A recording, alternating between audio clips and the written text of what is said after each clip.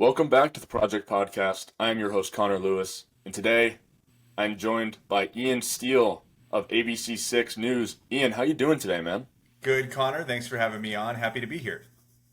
Again, I want to say thank you for joining me today. If you're from Rhode Island like I am, you probably have seen him on your phone, maybe on TV, maybe in person even if you're connected to high school sports at all. But Ian, I just want to say one thing before we get started. You have one of the coolest last names I've ever heard. And like I don't mean to just say that. I'm not trying to flatter you at all, but the name Ian Steele sounds like a stage name of someone in Led Zeppelin. So I just want to put that out there before we start. But I am excited to talk to you about your career a little bit, but I don't know if you're a big NBA guy, but I didn't know if you had any quick thoughts on the finals. I mean, we just had a crazy 7 game series between the Thunder and Pacers. I know this is not like the main topic of the podcast, but I do want to know if you have any thoughts on that as someone who's been around sports. Yeah, for sure. So first of all, I've heard the last name thing forever. It is not a stage name. It is on my birth certificate. It is my family name. It's my dad's last name, my mom's last name. It is 100% legit. So, but I've heard that before. Like with a name like that, when I was younger, with a name like Ian Steele, you better either be like a secret agent or you better get into TV or movies or something. So I picked one of those things. But yeah, thank you. It's just yeah, I like it. I'm gonna keep it. So Yeah. and then in terms of the finals, yeah, we had the finals on ABC. We were on after all of those games for our late newscast, and it was a really great series. Very unfortunate, and one of the big what ifs in the history of Yeah. sports, really, with Tyrese Halliburton getting hurt early in that game seven. Just his clutch play throughout this entire playoffs, and then once he went down, the Pacers gave it their best. They were in it. They were leading at the half. They performed really well.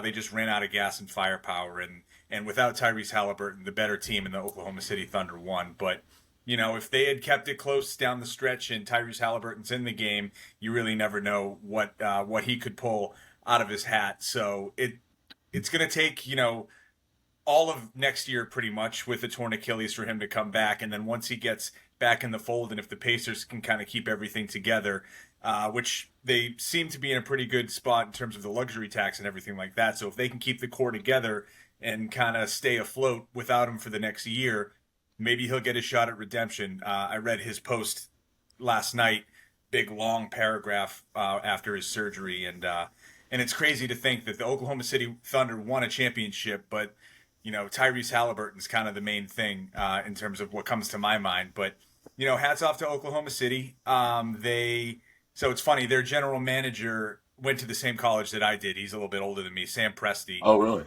and they have a lot Yeah. of Emerson connections in terms of their front office, and they've hired a lot of people from the Northeast, from the Boston, Rhode Island area to work on their staff. So there's a couple kids who I covered who played for Brown University who are in the video staff and the coaching staff and the front office side of things. So it's really cool to see them fulfill an ultimate dream, and it's so cool to see the way that they built that team, and the way that they have built it to sustain moving forward. They have a ton of draft picks. They were once kind of a meme for just taking every single draft pick that they could get their hands on, and now it's starting to pay off, which is kind of the dream in terms of building a team. So they've built a good one, and they have sustainability power moving forward if they can have things draw the right way for them. I think the whole piece of the draft pick thing is so interesting because like 2 years ago when Denver won, I don't think anyone would have thought Oklahoma would win before Denver won again. And now I don't even know what to think. I think every year we do this where we're like, this team is the next dynasty, but I really do think that Oklahoma is the next like got a team that can win 2 or 3 more championships for the next 8 years. Like I don't think that's out of the question, which is super hard in the NBA today. And with the Pacers piece, it's so interesting because I don't know how likely it is the Pacers ever get back to a finals. As depressing as that sounds, the East is just like that. You never know who's going to come out of the East. It's a different team. It feels like every year. But again, with Halliburton's injury and Lillard's injury and Tatum's injury, the East is kind of up for grabs still. And I don't know what the Pacers will look like without Halliburton. It feels so weird because I think in 10, 15 years when we're talking about the 2025 season, we're going to think of the Pacers first, I feel. And I don't know if that's ever happened with a championship losing team where we think about them before we think about the team that won. The only team that I could think of is probably the 2016 Warriors because they won 73 games. And other than that, it's just weird to think about that. The first team that's going to come to my mind, at least, I can't speak for everybody, but is going to be the Pacers. Just the run that they had, and I doubted them every round. I did, and to see the run they had was so magical. But I do want to move on from the NBA. I hope you don't mind me asking you a little bit about your thoughts. I know that's I know it's easy to talk basketball. I would talk your ear off all day, so it's probably best that we move on a little more talking about you. So tell me about your life growing up around sports and how you chose a career in sports reporting. Yeah, I would rather talk about basketball than talk about myself, to be honest. So we can do that if There you will be want. a part two then. We'll do another one eventually. That's Okay, awesome. sounds I love good. that. That sounds good to me. Yeah, so my career, I grew up nearby here in Rhode Island in Marshfield, Massachusetts, about an hour away, and I played football in high school. My dad played football into his 30s. My mom was a cheerleader, and we've always just kind of had sports kind of in our background. My sister was like a five-sport athlete growing up, and all my brothers played football and things like that. And it was always on in my house. It was always, something that brought the family together. And once I got to high school, there was a class at Marshfield High called telecommunications, and basically it was you would help do the morning announcements, so to speak, but it was like a newscast video type of thing. So you would film segments and either would air that day or air later in the week, and there were anchors and there were wacky skits, Saturday Night Live style, and there was weather, and they would do sports highlights and things like that. So I got involved in that. It was for upperclassmen, so my junior year. And it was my favorite class. It was the first class in the morning at like 7 o'clock. And I'm not a morning person by any means. I never have been. And that's why I work at the news station that does the 6 and 11 o'clock news because it's a night shift. But I would wake up and I would be excited to go to school those days. And as the saying goes, and what my mom always says is like, if you find something you love to do, try and do it every single day of your life and make a living with it. So that's what I tried to do. And I kind of focused my college search in terms of what had good broadcasting programs or what had good multimedia programs, and I ended up at Emerson College, which is one of the best in the country in terms of journalism and video production.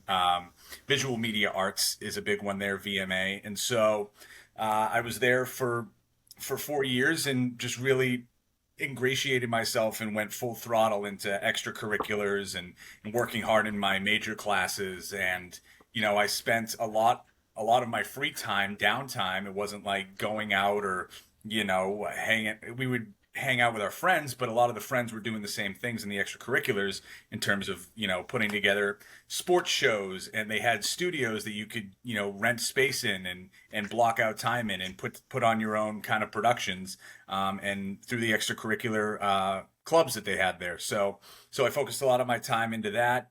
Was able to put together a reel out of college, and then from there started applying for jobs after graduation, and ended up here in Providence after a few years. So, but yeah, it really started in high school, and then even back when I was a kid, like I would take the family camcorder and run around with it and film my dog like fetching the ball or whatever and bringing it back and just being a goofy little kid with a camera in my hand. But so it goes way back for sure, and I'm still doing it to this day, which is I'm very fortunate to do.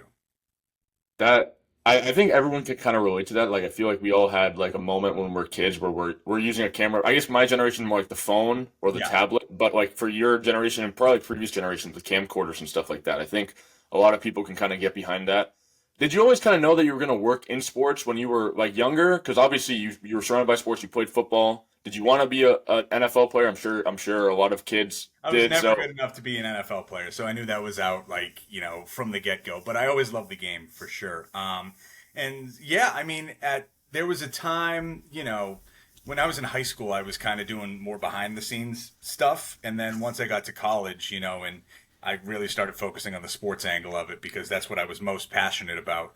And it kind of stems from my days playing high school football, and so So from there, I, just dug into the sports side of things, but I always knew I loved sports. Like when I was a kid, growing up in New England, it was like the golden era of Boston sports, so to speak. The Patriots won their first championship when I was like 8 or 9 years old, and I can remember being in my house. My family had a bunch of people over, and I can remember watching that game, and from there it just kind of kept going, and just seeing how it brought people together in a way that is so rare in anything in life.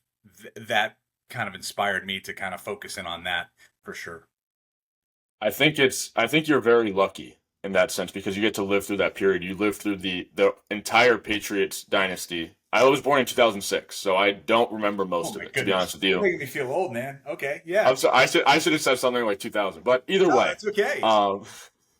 Um, and then you lived through the 2004 Red Sox, which is I'm sure I don't know how big of a baseball guy you are, but that's a big piece to any New England household. I think everyone in New England remembers that. So I just think you're extremely lucky to be able to live through that. And I think that I kind of caught the tail end of that, like the whole Celtics thing. I saw that championship, but the 2008 that whole squad didn't really see that at all. Obviously, I was way too young. I was like two, I think, when they won the title, but.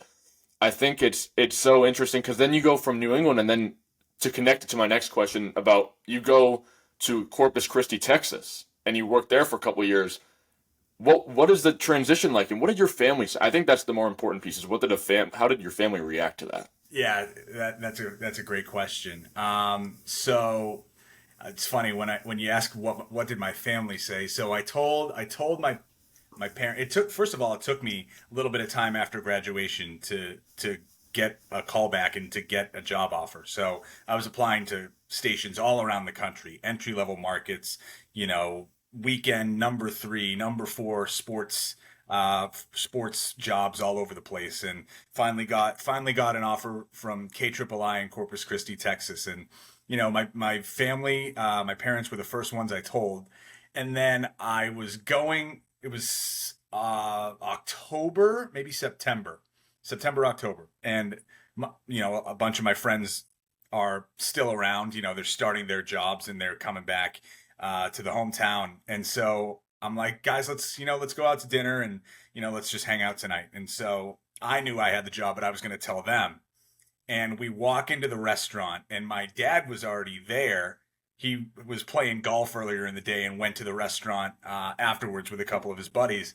And so we just sit down. I haven't told my friends anything yet. And my dad just walks over and breaks the news to everybody. He's like, "What do you think of our boy? He's a Texas boy now." And I was like, "Dad, I haven't told them yet." And they were like, "What is he talking about?" So that's how the family reacted. I mean, they were thrilled, they were happy. I was trying to keep it low key, but they were really happy.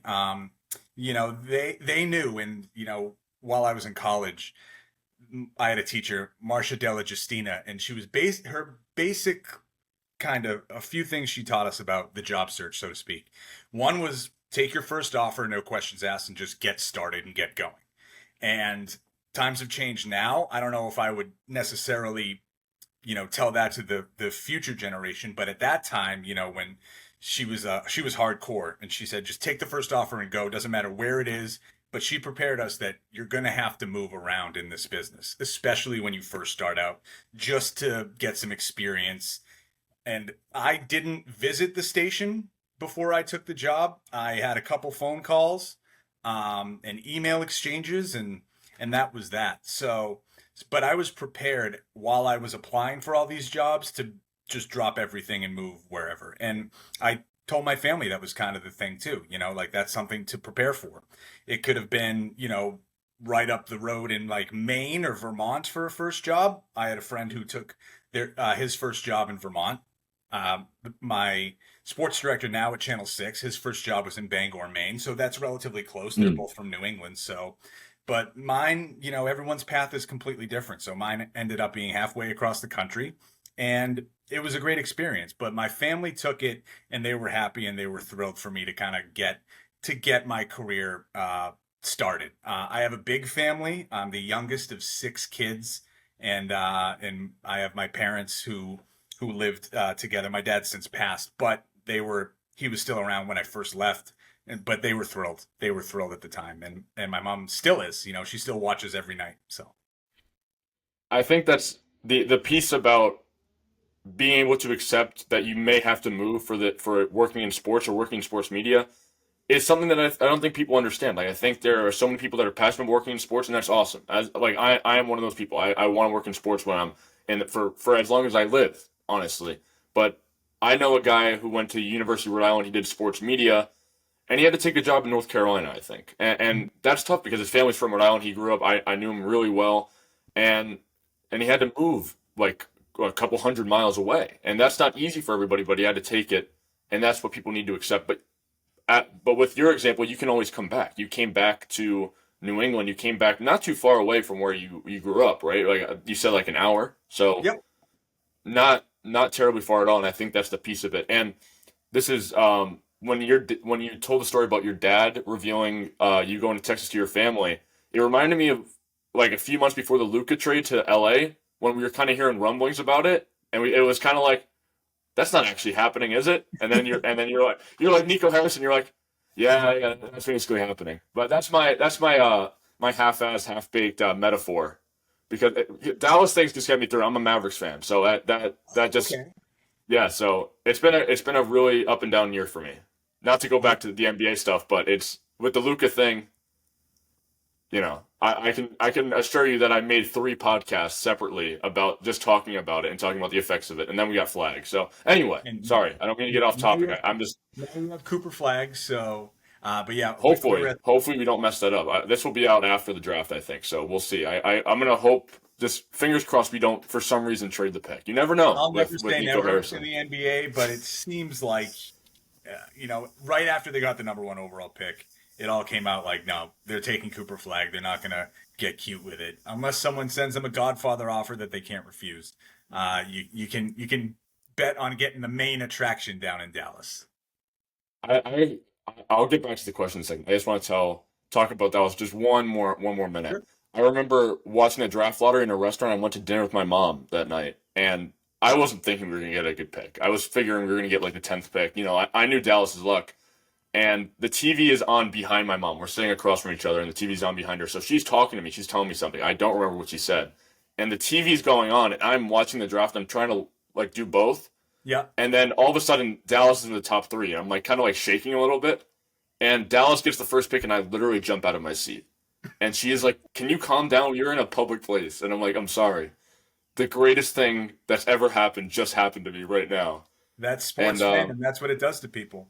That's that's what it does. why And we're nobody fans. else in that restaurant cared. Nobody cared. It No, of was it course was like not. dead. It was like nobody even noticed. And it was like I'm the only one who's watching this draft lottery on this very small TV in the middle of Providence, Rhode Island. But Probably whatever. the only Mavericks fan in there, I'm guessing. I'm just gonna guess so. I'm gonna Yeah. guess I'm the only non-Boston fan in that building. Anyway, you've worked in sports for a long time, obviously. Do you have a favorite memory, or you choose a couple, whether it be high school, college, professional, just in your career as a reporter? Yeah, so similar to kind of what I was talking about with like, David Mitchell and Obi Akoli, were who just won an NBA championship on the staff with the Thunder. Like my favorite stories to cover are, people we've known for a really long time making it to where their ultimate goal is. Like I've been in backyards and in living rooms on draft night when like Cole Swider and David Duke Jr. and Yeah, we called in with Quiddy Pay when he was a first round pick and talking to his I family, remember. seeing those ultimate triumphs. Those are the best stories to tell. Those are my favorite. People we've seen come up and have focused in on, and for whatever spotlight we can shine on these people, seeing them use that to fulfill their ultimate goals. Those are the best stories ever.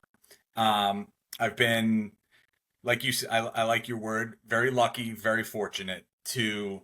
I've covered Super Bowls, NBA Finals, Stanley Cup Finals, World Series, March Madness, Frozen Fours. Like it's it's all up there. They're all incredible. I saw the Patriots win a Super Bowl. I've seen the Patriots lose a Super Bowl. I was in studio when the Red Sox won the World Series, and we were at the Garden last year. Now they are no longer the Yeah. defending champs when the Celtics beat your Mavericks in the NBA Finals. Didn't I hear about that a lot? I Oh was man, gonna say, yeah, that must have been a tough. That must have been a. It's been a tough year for you, man. Been a real it's been a tough. rough year. So those are just unforgettable nights. Like, we stayed at TD Garden that night until like 2 o'clock in the morning, just like going around and interviewing people and just observing, the celebration and getting stories done and sending things back and putting things like it was one of those nights where like nobody, no one was kicking us out because everyone was there all night anyways. So we just took it all in, and it was a great night. And all of those again, it's just stories of triumph and hard work paying off. Those are the best stories to tell and the best events to be at. I'm not trying to crush you here, but were you there when the Warriors beat Boston in the I was. finals? Yep, I was Okay. there. That was 2022, 21, Yeah, something I like that. believe it's Yeah, it 22. was still kind of COVID times. Yeah, I was in the building for that one when Steph went crazy in the second half, and they celebrated in Boston. I was there for that. I saw Jaylen Brown kind of watching as the Warriors celebrated on the home floor, and I saw Steph carry the trophy out. So at that point, like I said, it was still COVID times. So a lot of the media and the cameras were up on the higher level to try and keep everyone kind of separated to prevent spreading, even though they were all celebrating together down there. But the space wise, we were up top. So I was up top live on the news because we were ABC. We had the game. And then right after, they came to me and I showed kind of the celebration that was still going. And I remember zooming all the way down, and I just see this massive wave of people just walking toward the tunnel. And in the middle of it, you just see these two golden trophies, and there's like Steph Curry with one of them, and like Draymond Green with another one, or Steve Kerr, and it was just they were all moving together toward the locker room to go start popping bottles. And then a lot of the friends and family kind of stayed out on the court, so I saw like the Curry family down there and things like that. And I was live on the air just kind of describing what I was seeing and what was happening after that. And then as press conferences were going on, we were trying to take those feeds and things like that. But yeah, I was working that night. I was at the Garden for that night. And again, these are memories that you just that just pop back up when you start talking about it. I'll be waiting for the Ian Steele autobiography when you start writing about all the great sports you've been a part of. I'll have that in my pre-order on Amazon. I I just want to let you appreciate know that that. Thanks. I've thought when that happens. yeah, I'm not breaking any news. I don't have any plans right now, but that's always something that sports journalists kind of turn to. I know I have friends who have written books. The great Bill Reynolds, Kevin McNamara, like Yeah. contributing with, and a lot of people I work alongside. Read them all, incredible stuff. I don't know right now if I have it in me. Yeah. Maybe Sure. down the road a little bit. I've thought about maybe trying to do some documentary work. A little bit more. I'm Long listening. form video type stuff. But those are projects and pipe dreams at this point. Nothing for sure yet. And it wouldn't Listen, be if you about need. me for sure. It would be about Oh, okay. other people's subjects and telling their stories. Because another thing my teacher Marsha always said, she was always like, it's and again, this is something that's changed over the years because of the blurred lines between like influencing and on camera news reporting and storytelling. They're both storytelling, but they're kind of overlapping a little bit. But she always used to say like her harsh words were, no one cares about you, in terms Yeah. of no one cares about you, the reporter. Everyone cares about the person whose story you're telling or the story that you're telling. So focus on them rather than yourself. And that's still in me a little bit, but now, as my brother describes it as the me economy, like, Mm. you want to be the front facing, you want your face to be influencing or telling the stories in that way. So it's changed a little bit over the past few years, but it's still in me like, my story is kind of I won't say insignificant, but in terms of I'd rather be telling other people's stories than my own. That's just in terms of my work for sure. I think that it's when you get to the analyst slash journalist part. I think that's when you start kind of going to the it's more about the person writing or the person talking. It's the Stephen A. Smith piece, it's the Skip Yep. Bayless piece. Big part of And it. Yep. I think that's just where we're going as a society. Like it's become more about what's the craziest thing that Stephen A. Smith can say or Max Kellerman can say at this point. Like, and I don't like that. That's the way it is. I everyone has their own opinion. I don't really prefer it that way, but that's the way things are going. And you never know in 10 years what we're going to be looking at as far as reporting, journalism, and analysis goes. Honestly, and I think that's the biggest thing that you can take from that. But it's a really good point, and people need to realize that if they want to get into journalism or they want to get into reporting, if you're not, I keep mentioning his name, but if you're not Stephen A. Smith, someone who's making like 10 million a year, they don't really care about who you are really. Like just in like the people in general, they aren't really interested in who you are. They're interested in what you can bring to them. Essentially, It, do I have that right? no, it takes time to get there. Yeah. Like Stephen A. Smith was a beat writer in Philadelphia and New York for years. Like he put in the hours when he was younger to kind of build up his resume and his expertise so that he has the institutional knowledge to speak on these things. And you're right, now it's produced around what he has to say, but when you're college age or a young reporter, like can you give an opinion? You can. Mhm. It's just, is it earned, or is it just, you know, a way for you to kind of get your name out there, or just content for that day? And now you can do both. And it's gotten a little bit, in terms of, like I said, the lines are blurred a little bit. Like back, if we even and this is when I was in college, when, we had our teachers critiquing and reviewing our work. But if we showed any little bit of bias toward a specific team, like Sure. if you're doing a segment on television on the Mavericks, and you let something slip in there, like, that's favorable to them and not favorable to the other team, like like say they're playing the Rockets, and you're dissing them, and even though there's the facts say that Dallas did something wrong, and you're kind of softening the blow on that, my teachers back in the day would kind of call you out on it. But now, there are anchors and analysts who outright say, I'm a fan of this team and this is what I think, and that I'm a fan of this team, so you can either take it with a grain of salt or take it as gospel. And that happens all the time now. It's changed in that way over the past like decade or so, big time. Unless you're a former NBA player, and then you can just say whatever you want, and nobody really questions you. I don't know. I mean, Again, and anyway, no, maybe that's a little off these are topic. opinions that are earned. They've Yeah, been there. They know what it's really like, and so that's the expertise that someone like me would go to and ask, like, "Hey, you tore your Achilles back in the day. Like, what is Tyrese Halliburton going through? What is Jason Tatum going through? Like, right.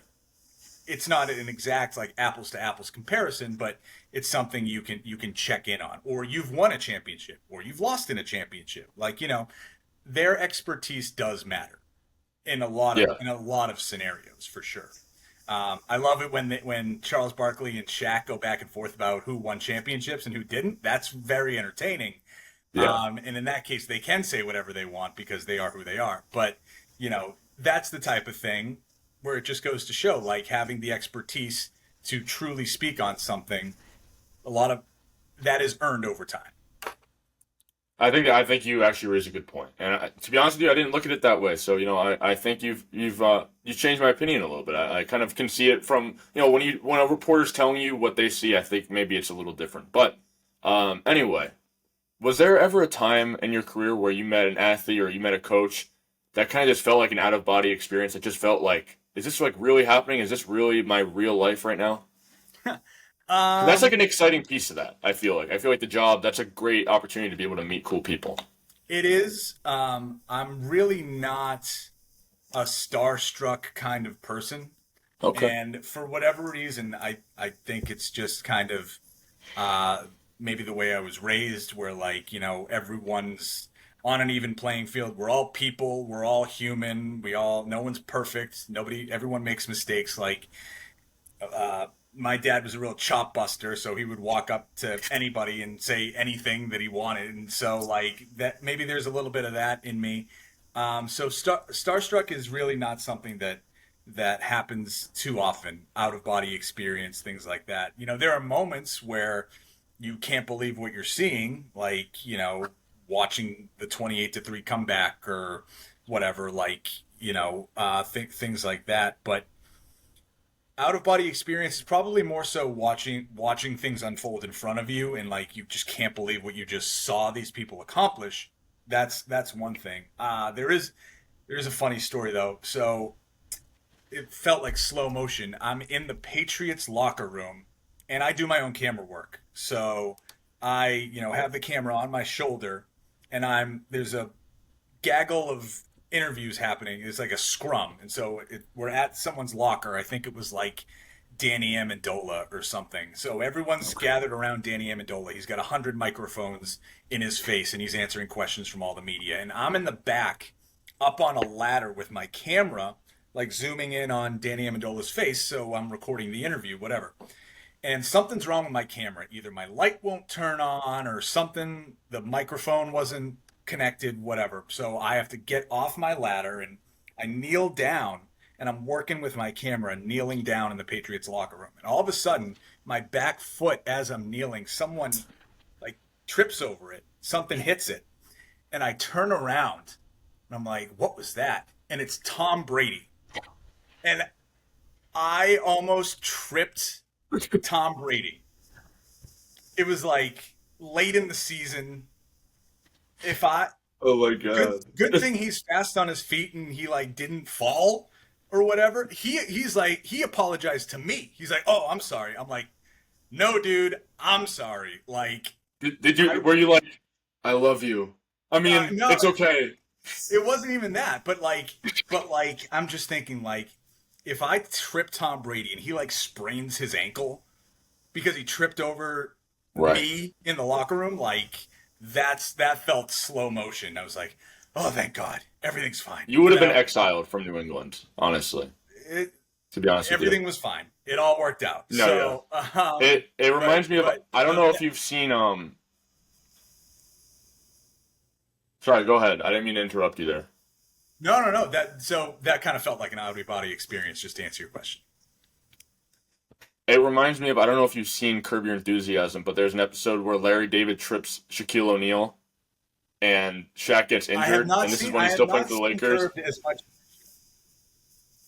I haven't seen that one. No, It I is a will very have to funny check that episode. one. It just, the first thing, yeah, I recommend it because it reminds me of that immediate, like that was my first instinct, was to just reference that. I just, whenever I can get a chance to reference any television or film, I'm gonna do it. I'm just gonna shout it out. So I apologize for fanboying out a little bit when I get to talk about sports or movies. But that No, is it's all good. an experience and a half, honestly. Do you know how many years ago that was? Like, obviously Amendola was still on the team, so that had to be Yeah. So it not must have that been had to be a like few years ago. 2017 or 18. Right. Yeah, one of my first 2 years covering the team. I see. I want to get your take on this because obviously Rhode Island FC has recently begun their season. They're a few games in. I don't know if you've covered them very much, but I just want to get your take on it and what it means for the state of Rhode Island overall and their sports culture. Yeah, I have covered them quite a bit. We have been to every home game pretty much, maybe give or take a couple. Over in Pawtucket at the new stadium, we were there when it opened. We went when the Revolution went there for the U.S. Open Cup, and then for a few of the regular season games that have happened here in the summer. And I was telling someone this the other day, like, Rhode Island FC right now, like in this time of year in the summer, right? Like, they kind of have the spotlight in Rhode Island. Like, all of the big four pro sports, other than Major League Baseball, which is in the middle of the regular season in the dog days, really. And there's a lot going on there for sure. But in Hmm. terms of like local sports coverage here in Rhode Island, like, it's Rhode Island FC and not much else in terms of right now. The colleges are just starting summer workouts. Like football starts in August. So from June to July, Rhode Island FC has a chance to be the focal point for sports talk, sports coverage in the state of Rhode Island. Like, yes, we will focus in on the NBA offseason and the Major League Baseball, games and the trade deadline coming up, and once training camp for the NFL starts up, that takes a spotlight for sure. But for now, Rhode Island FC, with their new stadium and with the way that they have a chance to go on a run here, similar to what they did last year after a slow start, they have a chance to really grab a hold of the spotlight and go. And I'm interested to see how that goes. First of all, and I say this about New England, like sports fans in general, New England sports fans love their teams, yes. They love winning more. Like, if your team isn't winning, they will let you know about it and they'll be honest and blunt with you about it. So, New England loves a winner more than anything, more than they love their team itself. And if you're not winning, they'll want people on the team to move on. Rhode Island FC is in the second year of an expansion, and they have a pretty solid foundation. So there won't be any shakeups there, but they do have a chance to really grab a hold of this area and region over the next few weeks if they can go on a run here while the spotlight's on them. Because, they start the season in the winter, springtime when, college basketball is going on, and which is a huge deal in Rhode Island, and that's based in years and years of history. College basketball into the NBA and NHL playoffs in the spring when they're really starting up. Now in the summertime, because there's no baseball team here anymore with the Paw Sox leaving, Right. and Rhode Island FC essentially kind of replacing them as the Pawtucket team and the team of the summer here, they can really kind of get some eyeballs over these next few weeks, and I'm interested to see how they do. I haven't been to a game yet. I'm going to be completely honest with you, but I think it's great for the state. It's a very underrated state for sports. Obviously, you have the four major Division One teams: Brown, URI, Bryant, and PC. All of them have like made waves. Especially Bryant making the March Madness tournament. That was like a big deal. Like I know some people on the team. That was like a really big deal to just people around. I know just people just talking about it. Like not even just in any context, just talking about it. And with URI having a great basketball season, then they're always competitive. In most of their sports, they win a lot of A10 tournament championships. I think the Rhode Island FC thing is great for the state. And you make a good point that this is really the only thing going on with Rhode Island sports right now. Obviously, no college, no, the Providence Bruins season's long gone now. And I think it's a good point. I think that maybe this is the time that Rhode Island FC kind of takes a big step forward as far as Rhode Island culture goes. Maybe this is like a start of something that's really great for the state. Obviously, sucks that we lost the loss of Paw Sox years ago. And I don't know if this is true. I did they knock down the stadium? I don't know the exact story behind that. Do you know? Yeah, the stadium is pretty much all demolished now. They're building a high school there now. Oh, And so the new Pawtucket High School will go where McCoy Stadium was.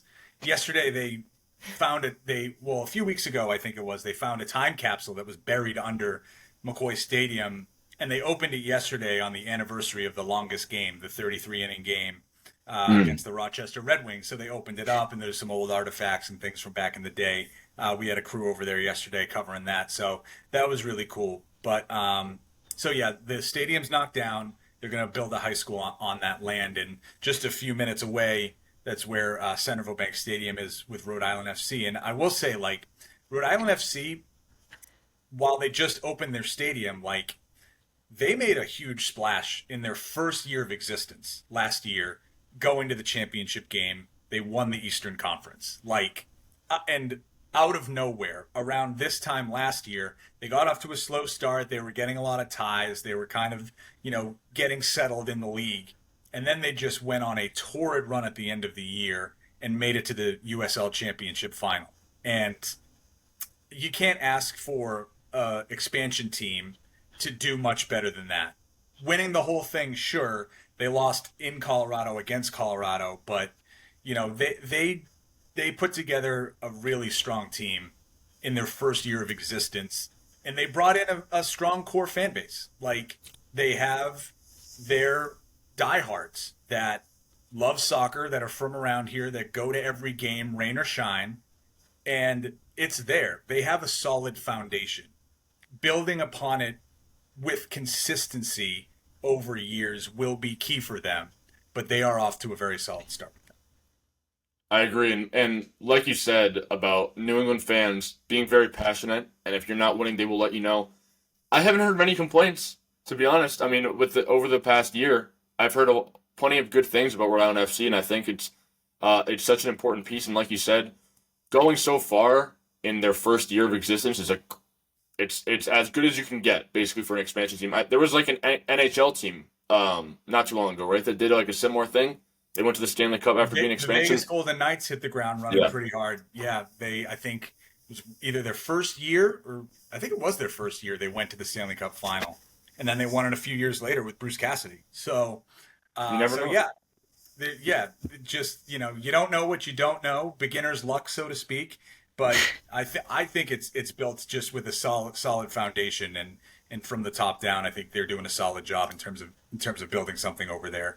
But yeah, you never know, and it's like there haven't really been many complaints, like with building a stadium and the politics and the money that goes into that type of thing and the logistics around it. Like there were some concerns opening the stadium in Pawtucket, but I think now that it has opened, it went probably better than they thought it was going to, and continues to be, relatively solid in terms of, the logistics of getting to the stadium and doing all that stuff. So it seems like it's going well so far. I agree. And just to transition to my last point, my last question. This is a show that I've had many different types of people on, business owners, musicians, coaches.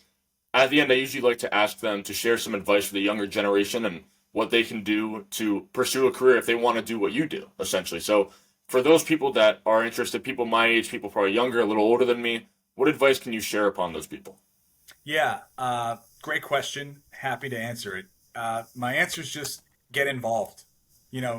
Do what you're doing right now, which is, you can start your own podcast on your laptop. You can film games with your phone. Like you can put together content in the palm of your hand now. And the resources that are available at your fingertips will pay dividends down the road. Like you don't need a giant studio space anymore to put on some sort of production for sports, for whatever you want to do. You can do it right now. But I will say, like, get involved with your school, get used to, working in a professional environment, because that's what's going to help you in the long run. Be a good teammate, be versatile, do everything. Like, I know, there's a lot going on in terms of, you have school and classes and extracurriculars and maybe a job.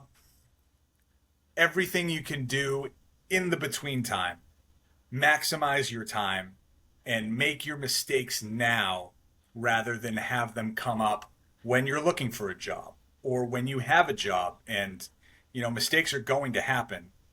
But the more you get out of the way when you're young and when you're a student, so to speak, you can do that now. I always say reach out. Everyone's email is pretty much listed on their station's website. It Yeah. takes 2 seconds just to write a note. And most people in this business are very much willing to help and give advice and things like that. So don't be shy, get involved. And I say do everything, even if it's not something you think you might be overly interested. If you think it can help you, give it a shot. Like when I was in college, we had this TV news producing class, and we would rotate positions. So some days I was the news anchor, some days I was running the teleprompter, some days I was writing the scripts, some days I was out in the field, live on the side of the street, trying to describe, delays with the tea that day, or like whatever the story assigned was. And some days I would have to write about, crime and whatever in the city, crime, politics, things that weren't sports. But it still gets you better for what you end up focusing in on down the road. So being versatile and being able to do anything that's asked of you is very important. I think that's great advice, and I think that's something that I can definitely use, and I hope that the folks at home listening, will take that advice because it's really great, and it's, excuse me, a career that I want to get involved in. Back when I was in high school, which is actually not that long ago, it was like a year ago, but when I was in high school, we also had a news thing called WLSA at LaSalle Academy, Yeah. and it was cool. I did the sports actually for them, and it was pretty fun. I was way more shy then than I am now. I think I'm solid on camera. I don't know if you have any feedback about that, but back then I was super nervous to be on camera. We had a teleprompter, and my delivery was pretty stale. But looking back, it's what got me excited to do what I do right now, which is podcasting, and something I want to get invested in the future. So I think that's great advice, just to start and just to get involved. And it's like, to reference the point you made earlier about what one of your teachers says, take an opportunity that's available immediately when you were talking about careers. Mm-hmm. And obviously, I'm not going to get a $70,000 job right now working in media, but this is an opportunity that I had to take. You might have to make your own path, but you're still taking an opportunity to do something on your own and make your own name for yourself. And I've gotten to talk to so many great people. I've made so many great connections over the past couple months, you included, honestly. I think it's fair to say that this is a solid interview that I think people are going to take kindly to, but that's the biggest thing, is to reach out to people. And like you said, you can reach out to anybody. I reached out to you through your email through ABC6's website. It's really that simple. Like people make it out to be harder than it has to be, but you've been a delight to email back and forth with, and you've been great here. So I really appreciate your time. And do you have any last second thoughts before we wrap up for today? No, well, you mentioned, if I have any feedback for you, great voice, great on-camera presence. You're prepared. So I give you an A+ for this for sure. So far so good. But as you watch it back, and I recommend for you to watch it back and take notes of maybe one thing you did good, one thing you can improve on, and try and do better the next time. That's all. That's what it's all about. That's great advice. I usually watch it at least 3 times because I'm just like so obsessed with just being perfect. Anyway, Ian, I want to say thank you so much for being here. I really appreciate you taking the time with me today. And for all the listeners, all the watchers at home, thank you for tuning in. I have been your host, Connor Lewis, signing off.